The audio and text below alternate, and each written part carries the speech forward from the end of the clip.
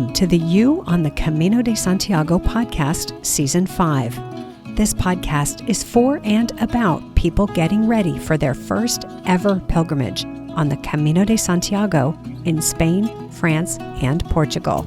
With your host, Camino guide and longtime pilgrim, Nancy Reynolds of the Camino Experience.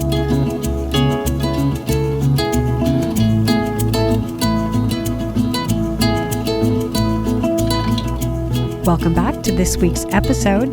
This is Nancy taking a break this week from our pilgrim conversations to focus on current events, or more specifically on how to deal with current events and how to deal with the uncertainty these events bring with them. Not just that, though, we are going to look at how to deal with the uncertainty that comes with walking the Camino. If you are in the U.S., then you know that today, Tuesday, November 5th, is Election Day. It would be hard not to know that, as election news has been dominating the media for months now, and it has only intensified over the past few weeks. But I won't be talking about politics because that's not what we are here for. We are here to get you ready for your pilgrimage on the Camino de Santiago, to inspire you to make that dream a reality. But what about the rest of reality? What about the things going on in the world and in our communities that aren't so inspiring and are definitely not dreamlike? What I'm going to attempt to do in this episode is draw some parallels between how we deal with uncertainty in our daily lives to how we deal with uncertainty on the Camino. Walking the Camino is filled with uncertainty, yet most pilgrims find their way through it. And in fact, much of the solution is in the nature of the Camino itself. Something else that's been in the news this past week is the devastating flooding in the Valencia region of Spain. A week ago, torrential rains triggered mass flash flooding in the region. I've read estimates that say they received a year's worth of rain in about an 8-hour period. The photos and videos I've seen online, I don't even have words. The terror of being in the middle of those floods, the heartbreak of losing your family and hometown, the fear of the unknown. How do you come back from something so devastating? What do you do when everything you counted on yesterday is no longer there? It sounds a lot like a couple of hurricanes that hit the U.S. this year. Or then there's the case of our U.S. election when you're waiting for an outcome that is, by its nature, uncertain.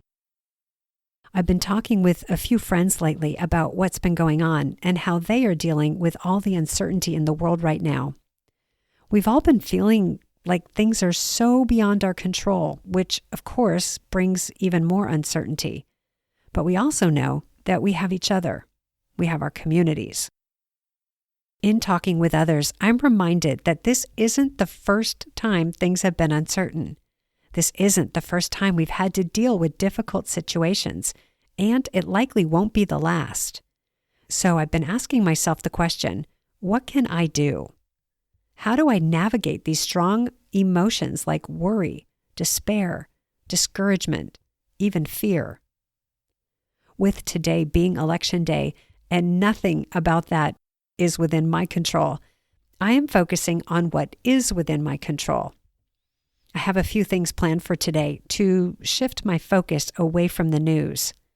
I'm excited to have a call with one of my podcast guests from Season 4. You may remember Roger, who walked the Camino Frances this year after an unexpected and devastating personal loss. I'm hoping he'll let me hit the record button so we can do another interview for the podcast. Then I have a coaching call with another pilgrim to support him in planning and preparing for his 2025 pilgrimage. After I'm done working for the day, I'll be meeting my friend Mary, who I shared in a previous episode is my walking hero. Mary is hosting a labyrinth walk in our neighborhood as a way to find some quiet and hopefully peace as the day unfolds. If you're not familiar with labyrinth walks, check out the websites in the show notes. One of the websites is a tool that will help you locate labyrinths in your area. Our topic today is dealing with uncertainty, and I've been thinking about this a lot lately. About 2 weeks ago, I noticed that I was feeling really anxious, super worried, and nervous about the outcome of the election. And I noticed that I had developed a routine where the first thing I did every morning before even getting out of bed was to pick up my phone and read the news. Such a poor start to the day. Once I realized this cause and effect relationship, I immediately stopped doing that. And I also started to jot down some ideas on how I could deal with all this uncertainty. And since I spend a lot of time thinking about the challenges first-time pilgrims face when getting ready to walk the Camino, I naturally started to draw parallels to the pilgrimage. So I'd like to share with you 6 strategies I've been using to manage my reactions to uncertainty. First, what do I mean by uncertainty? I'm thinking of times when you have no idea what the outcome of a situation or event will be, when you don't know what's ahead, when there is an equal chance that things could go very well or things could go completely sideways. And curiously, when the outcome or experience could mean different things to different people. So while I might be freaking out, others are doing just fine, or vice versa. Like with the election, like with the Camino. See where I'm going with this? Talk about gray areas. Let's get to those strategies, shall we? Strategy number 1, step away from your phone. This one was obvious. Stop reading the news, Nancy. At least stop reading it first thing in the morning when it has the potential to shape my entire day. My solution was to take a couple days off from news altogether. What a relief that was. And while I'm at it, how about reducing screen time in general? Step away from the phone, turn off the TV, close the laptop. And do what? Talk to people. Real, live people with whom you can have actual conversations that are longer than the few sentences that make sense in a text. Find out what's going on in their lives, how their day is going, what they're looking forward to, where they would travel to if they could leave on Monday. Share what's going on with you. Share your Camino plans and share what you are looking forward to. If you don't feel like talking, do some people watching. Find a bench in a busy park or town square, or go to the mall or even the cafeteria at work and observe what people are up to. Smile and say hello as they walk by. Here's another way to say this. Be where you are. Be where you are. Funny story. One day when I was on the Camino in September this year, after I had said goodbye to the Camino experience group I was leading, I was feeling particularly lonely and honestly a little bored, so I jumped onto Facebook. The thing about my Facebook feed is that it's all Camino posts. So I was sitting in a bar on the Camino, scrolling through stories of people who were on the Camino at that very moment. Just me and my phone, alone on the Camino. You got that picture in your mind? Well, here's an idea.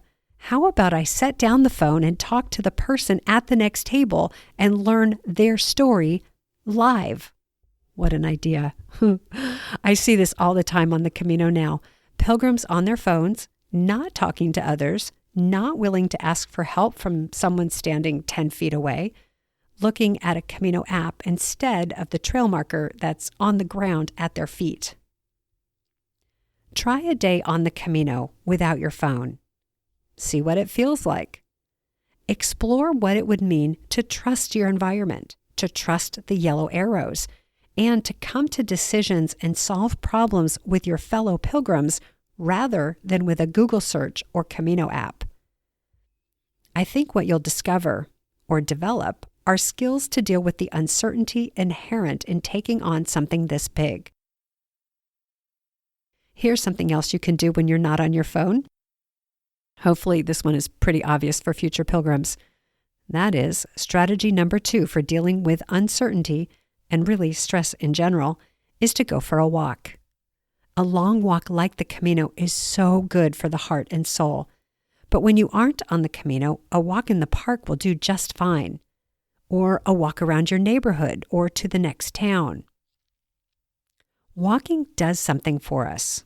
It does something to us.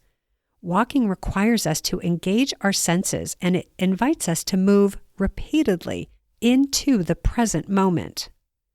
Have you heard the phrase solvitur ambulando?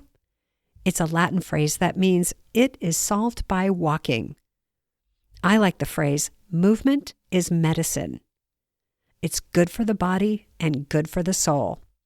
And being outdoors in nature is one of the best things you can do for your mental health. Combine walking with friend time or walking your dog, and everybody wins. When you are on the Camino, you may not think of walking as a way to deal with uncertainty. I mean, isn't that what's causing the uncertainty, walking into the unknown?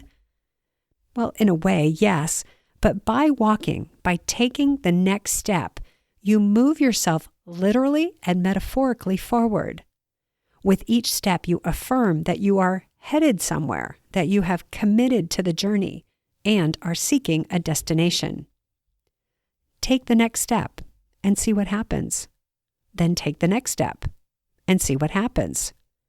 Lift your gaze to the horizon. Look around you and take in your surroundings. Breathe in the fragrant air. Shoulders back, confident that you're on the right path. And step by step, you will make your way to Santiago de Compostela. Will there be bumps in the road? Yeah. Could things go sideways? Sure. Will you handle them when they do? Yes, as best you can, step by step. And guess what? You won't be doing it alone. Which brings me to my next strategy for dealing with uncertainty, which is to connect with and through community. When we are on the Camino, we have a ready-made community available to us at all times. Community can be defined in a number of ways, but for this discussion, I'm referring to the feeling of fellowship with others that comes from sharing common interest and goals. On the Camino, we are literally walking in community, as the people with you on the trail and in the albergues are all doing the same thing for similar purposes. And we all have at least one thing in common. We are all walking west toward Santiago de Compostela. This community effect is one of the things that makes walking the Camino de Santiago such a unique experience. This common purpose brings out such a sense of camaraderie. It brings out that natural expression of kindness to strangers, and those strangers then become friends. If you are ever having difficulty on the Camino, it's so interesting how help seems to appear like magic just when you need it. I've always gotten the sense that on the Camino, we are all truly in this together. For me, that's what community provides. What about our communities at home? What about leaning on community in these uncertain times? Community at home may look like more literal communities than figurative ones, meaning we may literally live and work within a community, or belong to a church or other civic organization made up of a group of people that comes together regularly in a specific location. Whatever your communities look like, I think the question is, with whom and in what ways are we connected and supported? Who are our people, and what do we give to and receive from them? Community has been a game changer for me. I've spent much of my adult life traveling, living abroad, and generally moving around. All things that aren't always conducive to building long-term community connections. Sure, I've connected with lots of people over the years, mostly other travelers, but the nature of travel is that everyone moves on. The same travelers aren't there when you go back to a place, and seldom are they following the same itinerary as I am. So we wouldn't often end up in the same place more than once. So home and community have been fluid concepts for me, and I've come to understand the true value of community only in the past 5 or so years since I found my church community. We need people who are happy to see us and who accept us just as we are. Those are the people to connect with when things feel uncertain, and often we find them in our communities. I think that's why we also come to value our pilgrim friends on the Camino. As you move along the trail, you are constantly meeting new people. That can be so exciting as you connect with people from all around the world and from unfamiliar cultures. But it can also become exhausting when you have to be constantly on and when you find yourself asking the same routine questions over and over again. Where are you from? Where did you start? How much time do you have to reach Santiago? And that's why it is so delightful when you reunite with people you've already met, whether that's someone you met 2 weeks back and haven't seen for a while, or someone from your Camino family who you didn't see at breakfast. When things are uncertain, we need support and help from others. But I also believe we need to give of ourselves. We need to know that we are contributing to the bigger picture, to something that we believe in and can get behind. That brings me to my fourth strategy, and that is to be more of who you are. Earlier this year, I went through a difficult time, and I wasn't quite sure how to move through it gracefully. I wanted to yell and complain about the injustice of the situation and lash out verbally at those who I believed were at fault. I could have written some pretty harsh words on social media in an attempt to take down the people I was upset with. But I got some really good advice from a trusted friend, and I followed that advice instead. My friend suggested I turn away from the firestorm on social media and instead focus on being more of who I am and bringing to the world more of what I am here to contribute. In other words, focus on my highest values and bring forth my best skills. Do more of what I am good at. There it is. When things get dicey, when everything seems uncertain, that's when we need the best each of us has to offer. What skills do you have that you can put to use for the greater good? When we think of skills, you might immediately think of the job you have, whether that's a nurse or doctor or teacher or engineer. You know, what you do for work, your occupation or vocation. Let's set aside your job for a moment and instead focus on what you are good at. Not that you aren't good at your job, but let's ask the question a different way. What are the skills and talents that make up your job or work? Are you a good communicator? A good listener? Are you super organized or good at brainstorming? Are you extra observant or good at connecting seemingly unrelated parts into a cohesive whole? Is your greatest skill being willing to learn? Maybe you simply bring a strong and capable extra set of hands. Those may be the skills needed in uncertain times. Here's my favorite way to say this. Don't just show up. Show all the way up. One of the things I love about walking the Camino is that it seems to bring out the best version of me. Well, at least by how I define that. I notice that when I'm on the Camino, I become more patient, more tolerant. I worry less about how things are going to go or if they are going to go my way. I naturally seem to look out for other pilgrims and offer help when it's needed. And this is interesting. I seem to be kinder to myself, more forgiving when I say or do something I regret. In times of uncertainty, when I'm at home in my U.S. life, I can sometimes draw on these memories, on the muscles I built on the Camino, to be patient and tolerant with myself and others. Focusing on these things helps me pull away from the fear and worry that uncertain times bring. I always have a choice of how I show up. I can do my part to prepare, plan, prevent problems, spread kindness, be helpful, look for ways to be supportive, and help when and where I can, both on the trail and at home.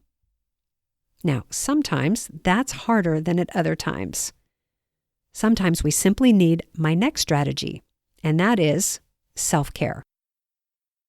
Often when I'm stressed or dealing with wildly uncertain times, I take that out on myself, meaning I can get a little too chummy with ice cream, cookies, and my favorite food group, pizza. In other words, I eat badly and I overeat, which feels good in the moment, but ultimately it takes a toll on my body and makes me feel as bad physically as I feel emotionally.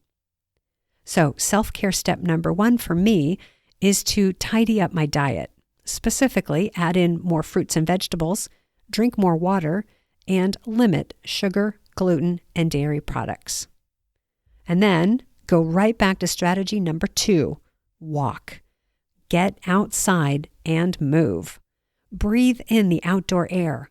Look at the sky, feel the breeze in my hair. On the Camino, self-care could mean taking a rest day, upgrading to a private room and having a hot bath instead of a 5-minute shower. It could mean getting a massage. If you're an introvert, it could mean taking a night off from the busyness of the shared communal meals to eat alone in silence. Or if you've been on your own, it could mean connecting with a friend and sharing a quiet meal and conversation, just the two of you. What does self-care mean to you? What would have you feel nurtured and nourished? Whatever that is, do that today. And then make a mental note to incorporate a self-care practice or 2 into your pilgrimage. Now let's get to strategy number 6. Engage your faith. This final strategy is what I call bringing in the big guns. Metaphorically speaking, of course, because this one is all about love, engaging your faith. What does your faith teach you? As an example, the Christian tradition calls on us to love our neighbor and to forgive, and it places us in a state of grace. My faith tradition teaches that we are all one, and love is all there is. It doesn't always feel like that, but it gives me a direction to look when I'm feeling out of sorts. I like to play a little game I call What If? What if love is all there is? What if we are all one? What would life be like if that were true? How would I act towards my fellow pilgrims? What would I do when someone says something hurtful or when another driver cuts me off in traffic? Love is all there is, and we are one. What if I were to forgive so-and-so for whatever they did? What if I were to love that person who I find completely unlovable, or at least acknowledge that God loves them?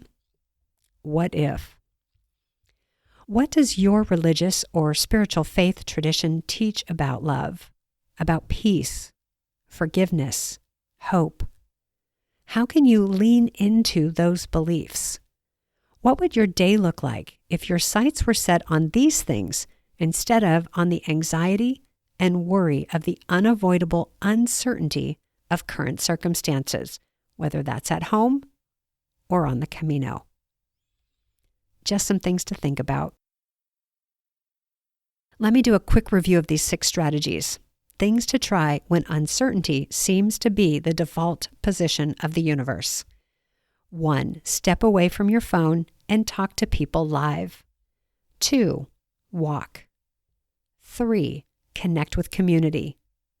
4. Be more of who you are. 5. Dial into self-care. And 6. Engage your faith. Tall order, I know. But just like we walked the Camino, let's take this one step at a time. One day, 1 hour, 1 minute at a time. And together, we will reach our destination. Before I wrap up, I want to direct you to the show notes. I've included a link to the website of an American couple who live on the Camino, and who have compiled a list of reputable organizations that are supporting the flood relief efforts on the ground in the Valencia region of Spain. If you would like to help out with a monetary donation, I'm sure that these organizations would love to hear from you. And last thing, I will be back next week with another Pilgrim Conversation. Let's see what that brings. Thanks for tuning in. I wish you happy planning for your Camino experience.